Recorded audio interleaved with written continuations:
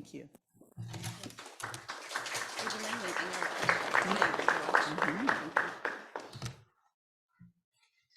Hi, everyone. Wonderful to be here this afternoon. Thank you, Robyn.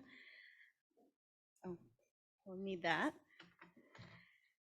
All right. Thank you, Robyn, for talking us through the imperative and our framework for the types of activities we're talking about trying to get investment in. I'd like to first start by just naming what are some of the typical funding sources for some of these diverse social care activities. We have grant funding, healthcare funding, governmental funding. So just to start at the top, governmental funding, this could include like SNAP funding, for instance, home delivered meals through the Older Americans Act. We have state funded initiatives like in Illinois, Choices for Care program that embeds care coordinators in hospitals to support folks as they go home from the hospital. Public health initiatives, we've seen a lot of public health dollars in the last few years be leveraged through a really in an intentional way to not just do contact tracing, et cetera, but to help address social needs so people could isolate, et cetera, if they had COVID or were exposed. There's been federal and state funded demonstration projects. I'll talk about a few of the things on the Medicare and Medicaid innovation side, but we've had demonstration projects, like one we were involved in was through HUD, for instance, Housing and Urban Development, looking at supporting resource coordinators based in housing sites. So kind of these, a number of different ways that the government is funding existing kind of social care resources and also the workforce providing some of these services. Also, of course, grant funding. This is one of the major sources. That's why I came up on the screen first, a mix of philanthropic funds, individual donors, and then some of the governmental funds are grants technically instead of contracts.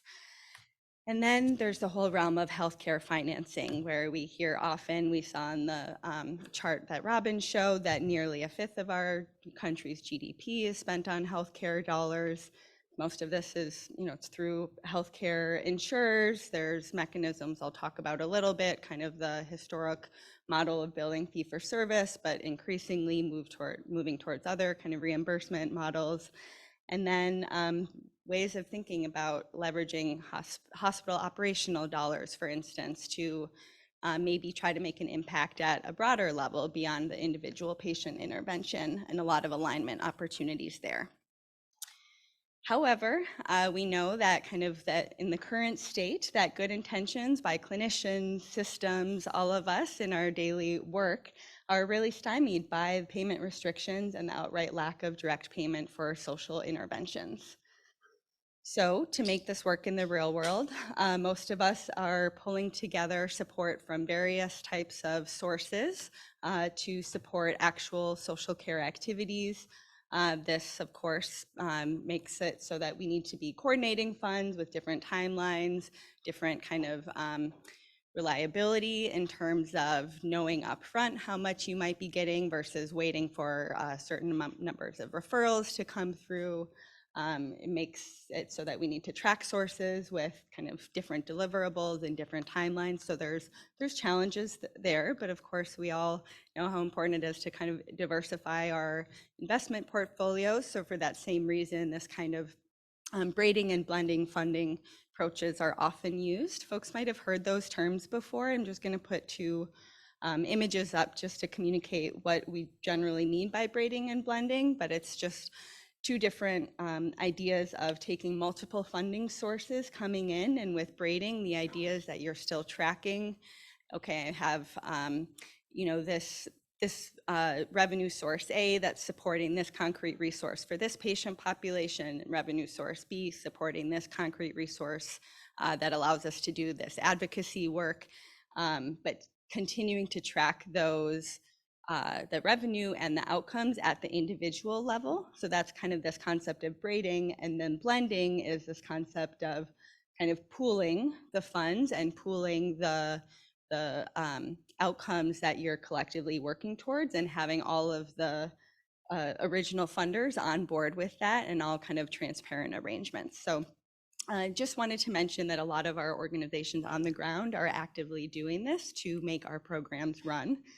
The National Academies Report that Robyn was talking through the social care activity framework from, they did recommend, based on all the research, the live testimony and input from the field, that CMS, the Centers for Medicare and Medicaid Services, and other groups really do pay more attention to financing of health and social care integration. I'm going to walk through some of their recommendations in the upcoming slides. But before doing that, I definitely want to say that we recognize that a lot of, in order to achieve health equity and to address a lot of the systemic and infrastructure gaps, and also core other challenges like systemic discrimination, we know that there's a lot more than just the kind of investments that we're talking about today. Today, we're kind of on this focus of health and social care integration, while we also are kind of keeping our feet to the fire on some of the broader systems change pieces, like transportation, affordable housing development in the first place, environmental justice initiatives, and making sure everyone can have access to the internet. Okay, so the National Academies Report outlined kind of 5 focus areas. I'm going to talk through these one at a time. So the first one, update legal definitions of healthcare. And what they really are talking about here is looking within our current, they're focusing on Medicare and Medicaid, but within the current kind of reimbursement system, how do we look more broadly at what healthcare is to kind of expand that infrastructure? Dr. LaShawn McIver, the director of CMS's Office of Minority Health, said in a piece last fall, as the nation's largest health insurer, CMS has a critical role to play in driving the next decade of health equity for people who are underserved. Our unwavering commitment to advancing health equity will help foster a healthcare system that benefits all for generations to come. And I think this leadership from CMS on recognizing how they can be looking at CMS policy to better support Medicare and Medicaid beneficiaries today, that's really important. And what I like about this quote is it also calls out the systems change role that CMS plays, and commercial payers, other groups are looking at CMS for leadership. So what I'm about to talk through about some Medicare developments as one example is really exciting, not just because it'll open doors for current Medicare beneficiaries, but hopefully contribute to some of the broader healthcare culture change, and again, expanding this view of how we all think of healthcare. So just a quick to kind of share the grounding definition. Folks have probably heard of fee-for-service, reimbursement, reimbursement structures. There's a lot more nuance we could go in here, and people in the audience could probably help me with that nuance. But at a high level, I just want to share that we typically in healthcare have reimbursed on this volume-based basis, or fee-for-service. So you provide service A, you bill for it, the organization gets reimbursed, you provide service B, et cetera. So FFS, you'll see the acronym on some of my slides. So in order to get to a world where we can have some of our social care activities potentially be reimbursed through the fee-for-service mechanisms, we need codes or other ways to capture and describe what we do in a concrete way, and we need the insurance or the folks that might be paying for that to approve that. So those are kind of 2 of the important movements. There's various types of billing codes, approval processes. I'll be focusing mostly on what are called CPT codes, current procedural terminology codes, that the AMA helps oversee in collaboration with CMS. So a couple slides on some Medicare developments. So first off, Medicare statute limits Medicare coverage to only being on items and services that are reasonable and necessary for the diagnosis or treatment of an illness or injury, which makes it hard if you're talking about diagnosis and treatment to kind of talk about the value of social care activities when there's certainly value on treatment. There's ways that social care helps with diagnosis, but we also know that probably the biggest impact of social care is on prevention in the first place. And we've seen through some kind of basically recent regulatory actions over the last couple of years under President Biden's leadership, kind of this more comprehensive view of looking at what are, given the statutory language, potential opportunities to have Medicare be a little bit more responsive. supported by the Affordable Care Act and some other legislation. We've seen a lot of development on how Medicare fee-for-service has started to support the kinds of care that we're talking about today, from annual wellness visits to more monthly billable codes that actually reimburse primary care based and other teams to provide care coordination and behavioral health integration. Some of those billing codes that folks might be familiar with are chronic care management is the most common code set family that is really relevant here. Behavioral health integration, which has a number of different billing codes that are part of it, and could dig into all of these a little more in the conversation or in Q&A, excuse me, as folks are interested. But one really kind of important thing just to highlight as the big picture here, in order to try to reinforce continuity of care and build on the primary care, relationship, the way that these are structured is that these codes are all billable by the physician or other qualified health provider, which typically is a physician's assistant, nurse practitioner, and there can be services provided as part of the healthcare team, which is really helpful. CMS, like for instance, chronic care management, which I believe was first introduced in 2014, around then. From the beginning, CMS recognized, going back to that 2009 report that Robyn showed, the value of interprofessional team members. And so even though these codes are the physicians and others are the kind of qualified health providers, from the beginning, they've recognized that other team members would likely be providing a lot of those chronic care management services, which is exciting to have that recognition. Yet it's been very, very difficult operationally to grow the use of those codes in the field. I personally at Rush worked on it for several years trying to make it happen at Rush. We have folks that are still working on it. There's challenges, and I think there's a lot of opportunities, but things that we are very excited about, I think, are that CMS is recognizing that there's a good foundation with the chronic care management codes, et cetera, to build on to support this team-based work. And as CMS in that quote earlier emphasized, they're really looking at how do we make Medicare and Medicaid work better for everyone. And as part of that, they recognized an opportunity to have more Medicare recognition of services, some of these wraparound services. So actually just in this year's proposed what's called the physician fee schedule. So in July, CMS releases their proposed Medicare policy for the next calendar year.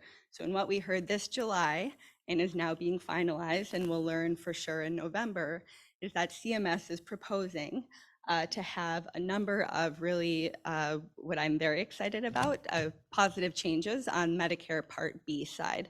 So some of those are listed here. For the first time, they are going to recognize and reimburse for social determinants of health screening completed on the Part B side, just like they have in the past for depression screening, as another example. They are going to recognize and reimburse for community health integration services, which are, again, billed through the primary care provider typically, but explicitly recognize the value of having community health workers, patient care navigators. We advocated for them to recognize social work, non-clinical social workers in that camp as well, folks who are in care teams providing community health integration services across the country. So CMS proposed that, and they're, again, looking at how they're going to finalize that rule. Similarly, they also proposed principal illness navigation services, which kind of complement the community health integration codes and would support, if it's mostly focused if someone has one focus of care, one illness as a focus of care. So cancer care is one common setting that is, I'm on the National Navigation Roundtable through the American Cancer Society. And everyone was really, really excited about what this is going to mean about navigators across the country not having to only be reliant on grant funding or the Cancer Center coming up with some other way to support the team members. So really big deals if it does all get finalized in a similar way as to proposed. I also wanted to mention that CMS proposed recognizing a new set of codes for caregiver training services. and they recognize a number of different interprofessional providers as eligible to provide those services, such as speech therapists, occupational therapists. They neglected to list clinical social workers on that list, and we know that clinical social workers around the country, or including at the VA, are the main kind of caregiver interventionists. They certainly are at Rush, and they're key to our strategy. So we're hopeful that CMS will broaden that guidance a little bit, so that those family of codes can be more fully useful to support the care teams that are happening on the ground. And the bottom bullet here is another thing that we're very, very excited about, is that for the first time, CMS is proposing to recognize clinical social workers as well as other mental health providers that are coming on board with Medicare to bill Medicare for a set of codes that are called the Health and Behavior Assessment and Intervention Codes. HBAI is an acronym that you might hear for those. HBAI codes reimburse for assessment and intervention of factors that affect how people engage in their healthcare and other factors that affect people's health. So there's a lot that social workers do that are perfect fits for HBAI codes. Historically, psychologists were the only folks that could bill for them. And social workers, there's some kind of complex policy barriers that have kept it hard to have made it so that CMS hasn't been able to recognize social workers in this way yet. We're very excited to see that proposed for this year. And as I'll kind of close with today and share more details on, we're also working on a legislative route to fix one of the core policy barriers, because while it's very exciting that President Biden's administration is recognizing this, we also know that unless it's kind of codified in statute, it could shift in the future.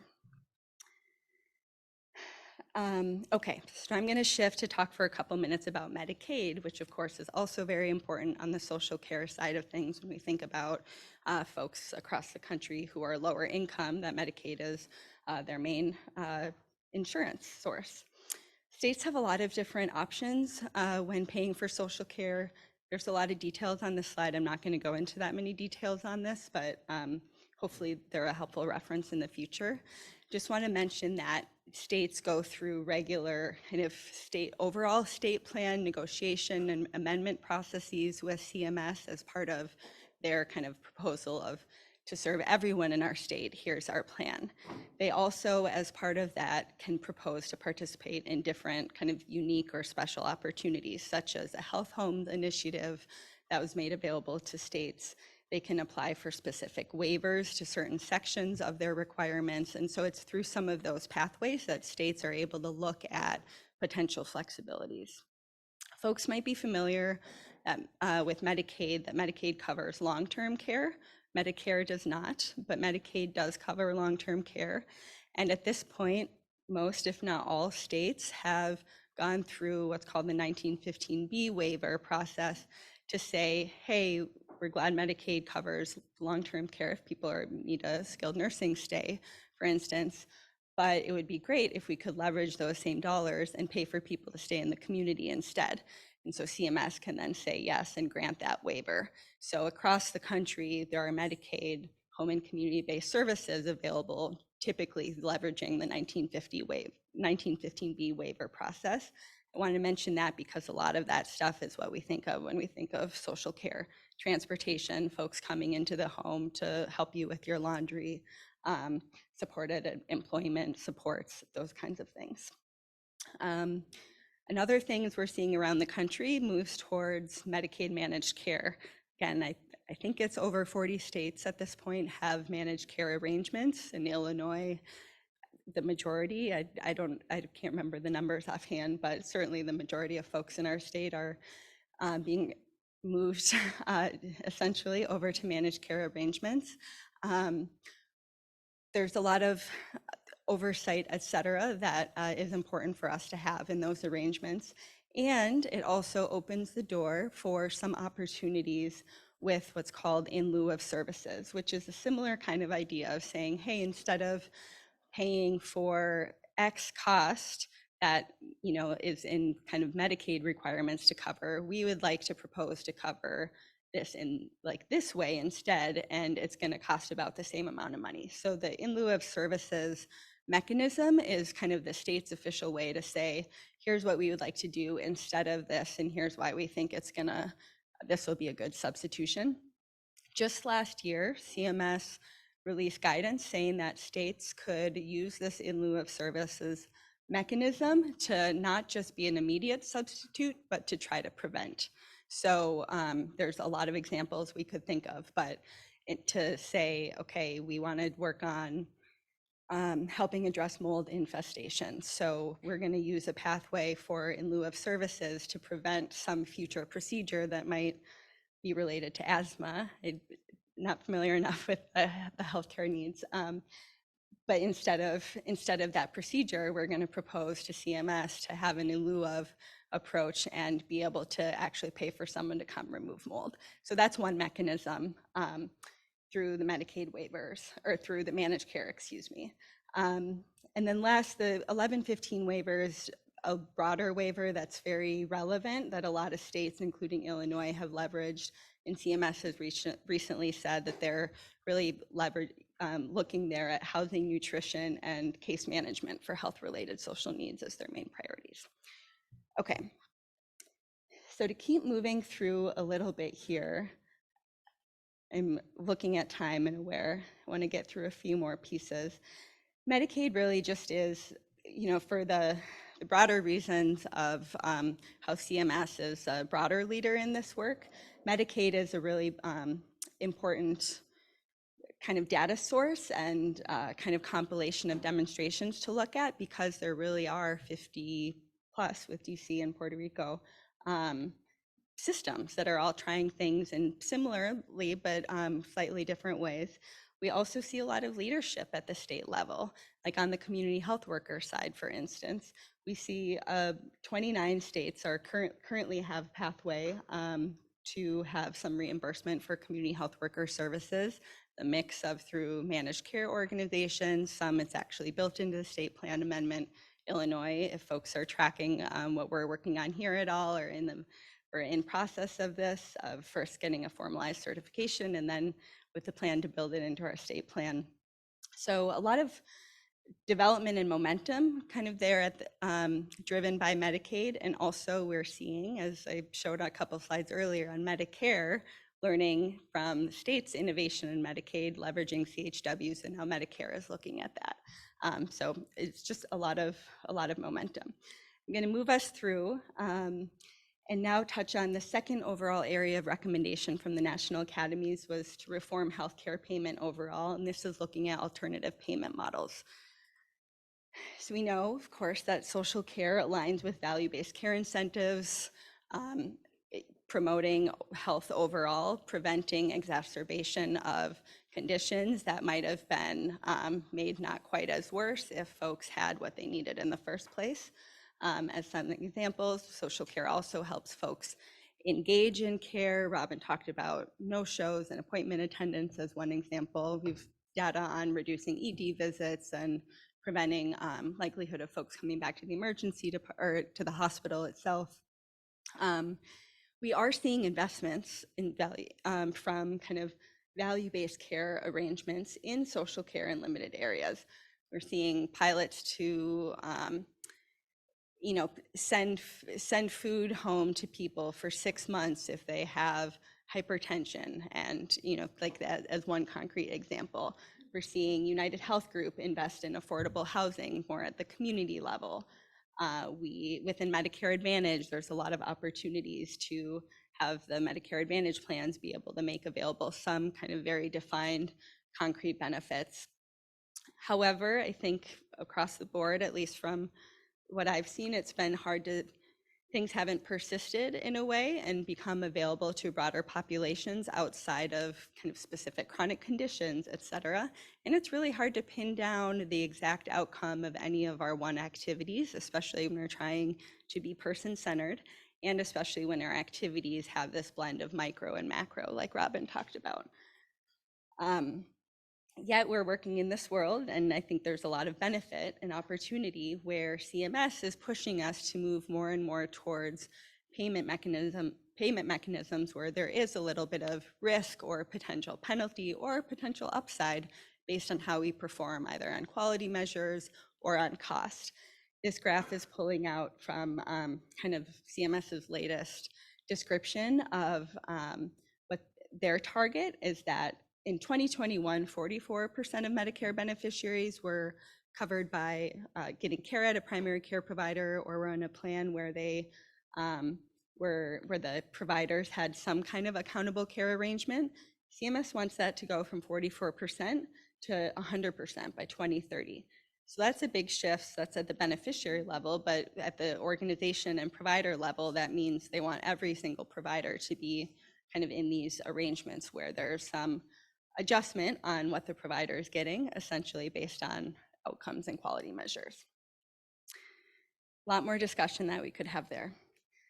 The third area of recommendation is boosting accountability. So looking at classification, procedure codes to describe services. We're seeing a lot of increasing attention to incentives and recommendations for healthcare to screen for social needs. CMS is requiring it now on the hospital side, soon to come on the outpatient side. NCQA, which does HEDIS measures, if folks are familiar with those measure sets that describe health plan quality and outcomes. NCQA has a new HEDIS measure. I'm sorry about the formatting transfer issues. Joint Commission is encouraging screening for representative sample of folks. So a lot of attention to an encouragement to healthcare to begin screening for needs. And attention to how can we capture that data in a consistent enough way so that we can communicate across systems and communicate in a way that we might, and research and communicate in a way that we might do so around health, physical health conditions. So that's where this world of Z codes comes in. Folks might have heard about Z codes. They're a family of diagnostic codes on the ICD-10 diagnostic code side. And they just describe factors that influence health status and that influence contact with health services. So some examples of Z codes are, like one of the larger categories is problems related to employment and unemployment. There's a lot of specific ones under those, but you can imagine that as we collectively work on getting social care more integrated in healthcare, that kind of codifying how everyone is capturing needs, et cetera, would be helpful for alignment and research again. The Gravity Project is one nationwide initiative that was funded initially by the Robert Wood Johnson Foundation and with the Social Interventions Research and Evaluation Network out at UCSF that's leading a lot of this work. And I recommend folks check out their website if you're interested in learning more. The fourth kind of piece that I'll just briefly call out is that the National Academies Report named the importance of looking specifically at folks who are dually eligible for Medicare and Medicaid as we think about financing. There's a lot of development happening. There have been a lot of initiatives through the Innovation Center, a lot of building on Medicaid managed care that we already talked about to figure out how to best meet needs of folks who are Medicaid and Medicaid beneficiaries. One piece I want to call it specifically is PACE, the Program for All-Inclusive Care of the Elderly, which is generally around the country is supporting folks who are dually eligible, but providing the care all, for the most part, in one physical center or as one core coordinated team.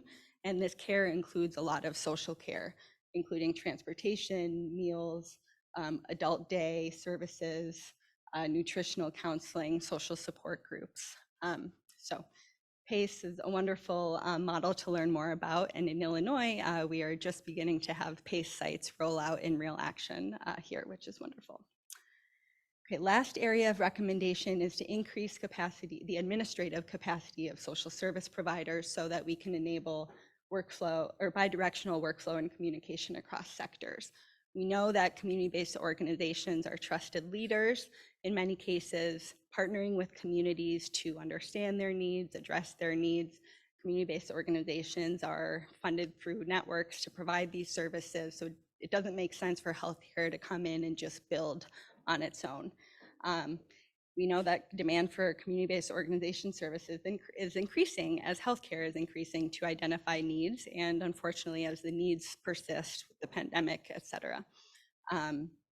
And we know that community-based organizations haven't traditionally been funded to have the infrastructure and kind of technological resources needed to keep up with all of these referrals, but also to say meet our the cybersecurity requirements that it takes to contract with a health system and to have to be considered what's called a covered entity, just as another example. There's challenges CBOs have with recruiting and retaining staff because of some of their funding sources. So lots of challenges, but also opportunities. We're seeing social health assistance referral platforms, Unite Us, Now POW, that developed out of U Chicago, Find Help. They're like these online platforms that are sort of like Yelp in that they curate information about resource providers, but also have the ability to provide some reviews and direct referrals, which can be really helpful and can also be really challenging for the organizations that might be asked to be participating in a couple of these different platforms and not getting any additional funding to be able to do that. Nationally, luckily, we have the Partnership to Align Social Care that is working on some of these issues, that's bringing together leaders from across sectors, including payers and government, and with strong leadership from the community-based organization side to try to better align systems here. One structure that they're advancing is called community care hubs. And what community care hubs do is essentially make it easier for a healthcare entity, such as if I was at Rush making this decision, to contract with community groups and to have a facilitated process so that it's kind of one contract with an umbrella agency that organizes this whole hub of, say, 30 providers. And so it's a kind of an organized, streamlined process so that I, as on the healthcare side, don't have to be creating 30 individual contracts and figuring out 30 different workflows for X and Y needs. So that's kind of the idea. And nationwide, we're seeing community care hubs really making a difference, not just at kind of patient level, but also at the geographic level when they are able to bring partners together. I will mention that the Administration on Community Living, ACL, which is under Health and Human Services, just funded a big center of excellence focused exclusively on this that's run by a nationwide group called US Aging. Okay, I'm gonna just spend a few minutes talking about our social work campaign and then we'll, yeah, as Jean opened at the very beginning, talking about our Coalition for Social Work and Health, which has been a project that we've collaborated with Chaz and U Chicago, but a number of social work leaders around the country on for several years. So why focus on social work? We know that there are many important disciplines to have at the table, and we are focusing on social work because we know that they're getting left out of the conversation, unfortunately, despite an ability to really continue making a big impact on health and health equity. We are in the midst right now of a national campaign to work on telling this story and trying to get more people on board. The language that you see on the slide right here is some language that many of us social workers and non-social workers alike have honed to try to have simple go-to phrases to say, social workers make an impact by skillfully supporting people today while working to build stronger systems of tomorrow. Social workers promote health, social workers enhance hope, social workers improve healthcare outcomes. We have a lot more talking points along with that, but that's just kind of to share a little bit of a taste of what we're trying to do to help broaden recognition of why social workers should be at the table. We also, I alluded earlier to the definitional, kind of one of the policy challenges that's we're trying to address. Social work services are defined in Social Security Act specifically as around mental health services. This was in order for social workers to get recognized as mental health providers, kind of how we had to get in, which was helpful to now have social work be one of the largest mental health professions. And now it's time to think about how to broaden that definition so it's not restrictive, because now that definition is used by groups or can be used by groups to say, such as our compliance department, say no, clearly social work is called out as a mental health profession. So why should social work be able to provide chronic care management services as part of the healthcare team? That's like a real world example of something we had to troubleshoot at Rush and advocate around. So because of this restrictive definition that limits organizations' abilities to have this workforce, have a revenue source for this workforce, and ultimately it limits access to Medicare beneficiaries for services such as health behavior assessment intervention services, advanced care planning, other services that Medicare might recognize down the road. To help address a lot of these issues and kind of organize different partners across the field, we have created and continue to lead our Coalition for Social Work and Health. We already called out the historic and leadership role that Chaz at UChicago has played, National Association of Social Workers, CSWE, other players actively working together. We're in the midst of a campaign, as I mentioned, to develop communications materials, but also to train folks, put educational materials out there, and advance policy advocacy, especially legislation we were very excited to have introduced recently by Congressman Danny Davis and Representative Jen Kiggins that would address this definitional issue fundamentally, the Integrating Social Workers Across Healthcare Settings Act. We had a wonderful press conference, and we're happy to be on the cover of our Garfield and Lawndale newspaper that some of our community members on the west side get, and are very appreciative of Representative Davis's office support in particular on that. So here we invite you all to help us with this campaign, but also more broadly, shine a light on why social work and healthcare, why social care in general. We've got lots of resources. You all will receive these slides. If you're interested in getting on board with the legislation itself, we have toolkits, social media toolkits, et cetera, and an email here if you'd like your organization to endorse. We'd love to partner with folks in the future as well. And I want to just name some broader opportunities for impact. CMS, I'm showing here on the screen, has what I find to be a nice framework for health equity priorities. And each of these, I think I went through the exercise to think, how could I apply this priority kind of to my own work? And I encourage all of us to kind of think about them from that lens as a call to action for yourself, wherever you are in your own studies or your own work. And invite you to advocate for policies that invest in the things we just made the case for needing, the workforce, programs, and the community level investments, and to do it in a way where you are engaging in research about what you're doing on the ground so we can all learn what's working and how to make it easier, but also engage in practice that's based on research that's been done to date. And do those things in a way that can, again, help us fuel for future policy change and education for future care providers. This is a nice quote from Javier Becerra, our current secretary of HHS, that I'll kind of read and close on as we turn to Q&A. We'll keep making equity and justice our North Star because we know healthcare is about more than just mending bones or dispensing pills. It's about giving people access to peace of mind, to economic security, and to a brighter future.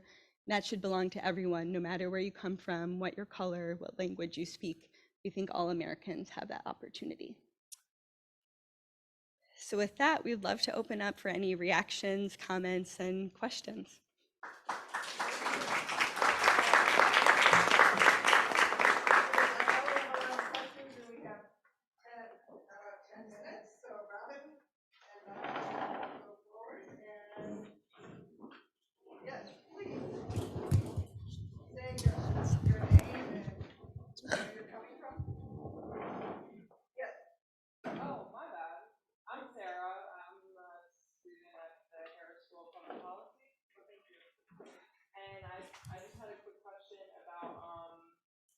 The policy that CMS is having for 2024 to like have the new codes. I'm curious if it is just going to be sort of like a reorganization of the funds they already have, or if there's also going to be like an increase, the government is going to increase funding to that. That's one of the right questions to ask. I believe it's still the same size pot. So no additional infusion of funds explicitly to cover those services. Yes, please. Go ahead.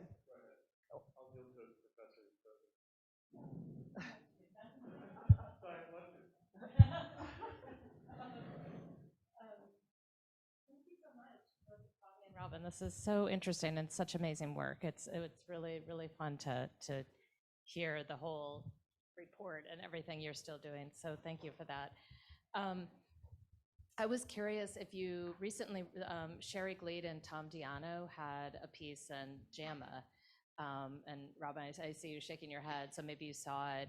It was really about, not about social work in particular, but about, should we really be integrating social care into healthcare if it's going to be the healthcare system that's really running the show? And I know you guys worry about that a lot. And so I just was curious, when I look at some of the systemic reforms, they're really important for getting things covered, but they don't really get at this problem of who has control, and kind of like social work is sort of subsumed under other people making decisions. So I just wonder if you have any thoughts about that. It was such a provocative article. Of course, you would think of that, Colleen.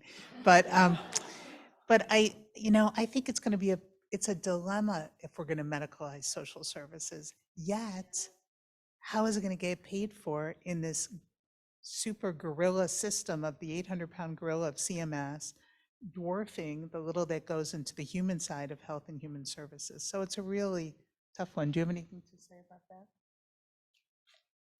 Would love to further discuss. I think it feels like, to me, I think healthcare it's really important that healthcare is doing their part. And so it's how do we not make sure that that overshadows. I brought up like the buy versus build, to not get in the road of the short term, we want to build versus buying and investing in other leaders and working towards fundamentally shifting power dynamics.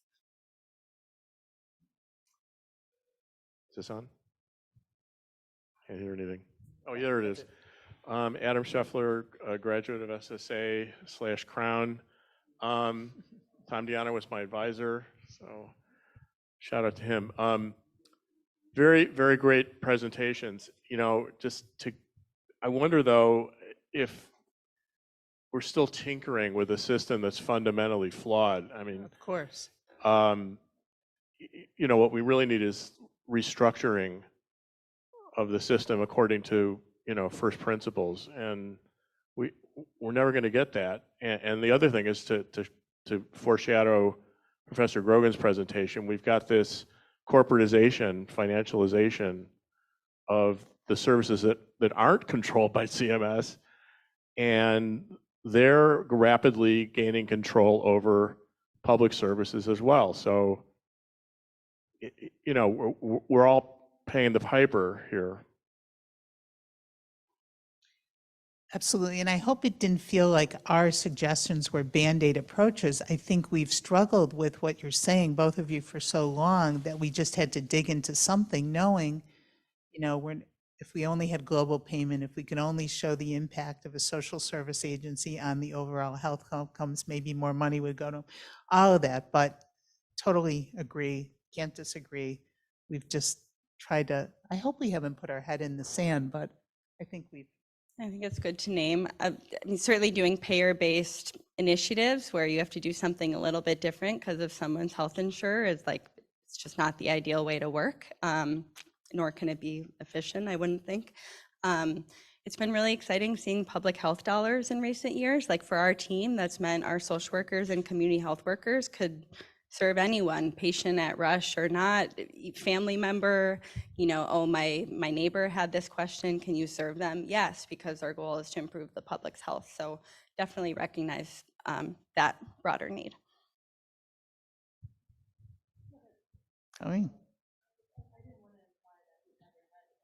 Oh, no, it's my own, it keeps me up at night. It's just, it is a puzzle, which, I mean, I've been grappling with it too, as have, so many people, but I wonder when you're thinking about legislation and like the pilot program in North Carolina, the 1115 waiver. To me, what's quite interesting about that model is for those of you who don't know about it, the managed care company contracts out with a coalition of social service, like the coalition gets the money and then they distribute to the social care providers. Right. And so it just seems really, but I don't think they've gotten a really good contract, right? So that they are able to have leverage. Yes, this with the happens managed all the care time, right? organizations. Yeah, right. and so it seems like we need to be thinking politically Right. about creating coalitions that then maybe have some power in this system. Yeah. I And don't then the know. managed care can say they're partnering, they check their box, yet they're not sending any business their way. That's what happens a lot. But states can build that in to managed care requirements, to contract with certain other funded. So, Yeah. No, I think there's That's the possibilities, political- but it's that's kind the Yeah, lever, but right? it's- State about level. what's the lever, Mhm. state level. Uh-oh.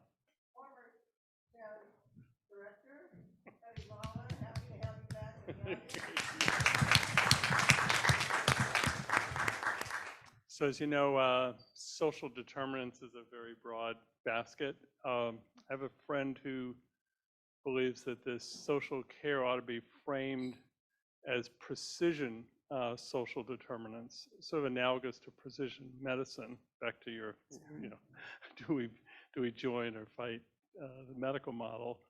I'd be interested if you sort of accept that premise.